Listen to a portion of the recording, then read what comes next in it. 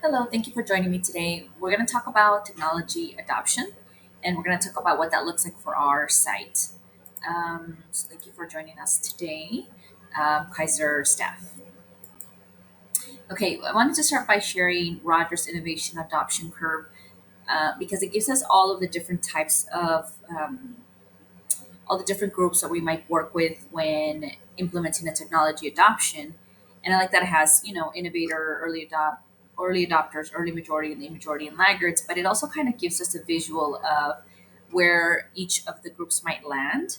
And so I kind of like these descriptions of each of the groups, which is tech enthusiasts. Those are going to be, the ones that are going to be, gung ho and ready to go, enthusiastic about the adoption, visionaries, pragmatics, conservatives, and skeptics. All right, let's start with the innovators. We're going to talk about um, these innovative groups. So, according to Rogers, innovators are the gatekeepers bringing the innovation in from the outside of the system. So, these are really going to be the people who are, excited and ready to go, eager to implement new technology and new programs, new systems. Innovators are typically the risk takers. They're likely to introduce new technology. They must be prepared to manage skeptics and hesitation from the small groups. So those are going to be the ones that are going to help bring in the groups that are hesitant, maybe not quite sure, or even just initially rejecting the innovation implementation. Then we have early adopters. Early adopters of innovation play a critical role. They are often the group that comes alongside innovators and shows interest and enthusiasm towards the adoption of new technologies. Early adopters, they look at the data of the innovators and the opinions of leaders to make their adoption decisions. So they're really the ones that are kind of going to take their time. They're not going to be ones to jump in right away. But they are willing to give it a chance. They are willing to listen to the innovators and um, they're kind of a little bit slower to react. This is the group that's open-minded individuals willing to give the technology adoption a chance.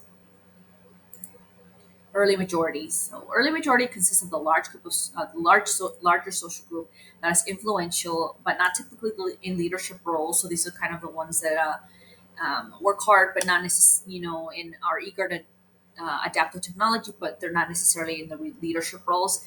This is a thoughtful group that will take their time and consider all aspects of the technology innovation. Thus, their innovative decisions usually take more time. Sorry, innovation decisions usually take more time than it takes innovators and early adopters. So these are the ones that are going to really look at all the elements, consider each part, how might the technology adoption and the implementation affect not only their classroom but also the school as a whole. Students, they're more careful and um, more willing to take their time. All right, late majority innovation adopters are people who are among the last to come on board and accept and embrace the technology innovations. However, once the early and late majority embrace the innovation, it becomes a tipping point for successful innovation. Um, for a technology adoption to be successful, it is necessary for all members to be on board. And so these are the ones that are going to be the at the very end. They're like, finally, okay, all right, I'll give it a shot. I'll implement it. I'll try it. So these are going to be the very last people who are willing to give the technology innovation a chance. Laggards. So laggards are the very last group to adopt the technology innovation, and this group is usually your traditionalists. Um, they um, they are highly skeptical, and their adoption time frame is often longer. They will wait as long as necessary to ensure that the technology innovation works well and is efficient. Traditional laggards can be suspicious of innovation. Thus, they are less informed and will wait as long as possible to adopt the innovation. So these are really the group that are going to need a lot of convincing. They've been around a long time. They've been there, done that. They've seen it all. And so these are the group that are going to take a little bit more coaxing to uh, to get on board. All right. I would use innovators, early adopters, and early majorities to motivate and encourage their peers. These are typically the social butterflies, the ones that are willing to get everybody else on board. I would ensure that these groups are well informed and understood the advantages of the technology innovation. So sometimes the hesitation comes from just the lack of information, the lack of knowledge. So Rogers described the innovators and early adopters have high levels of innovativeness and that their positive experiences and results are often what accelerates the adoption of innovations.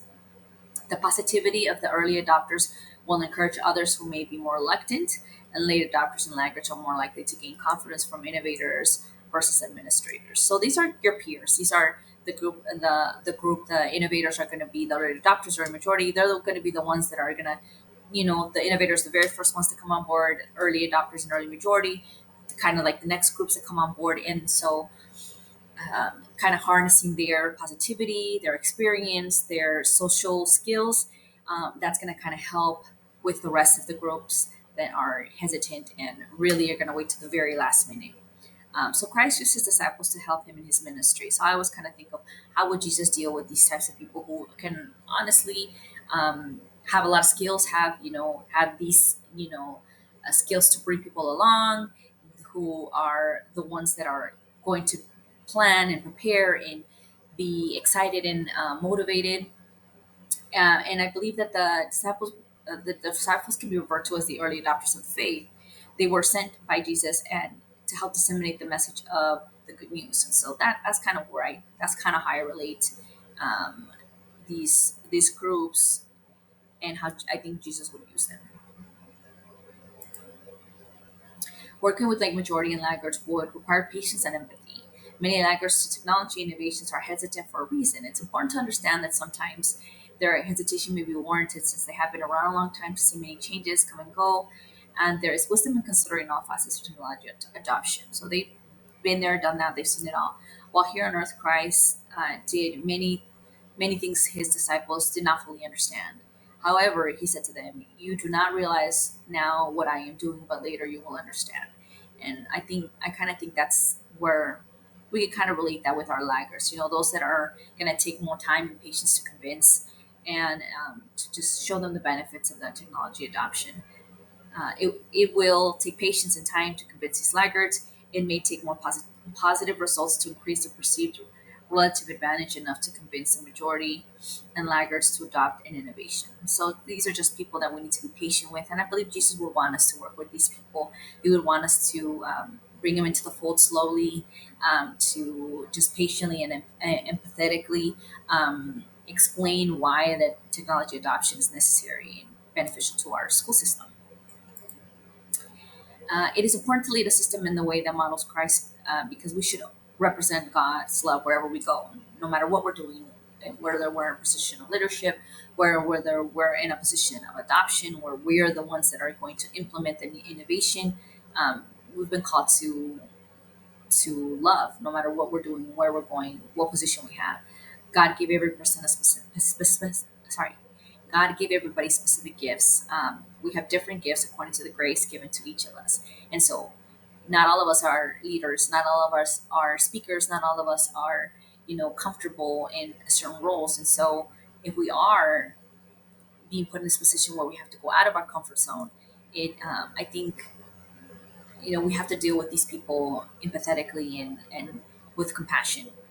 Jesus wants us to use our gifts to help others exercise and help others exercise theirs.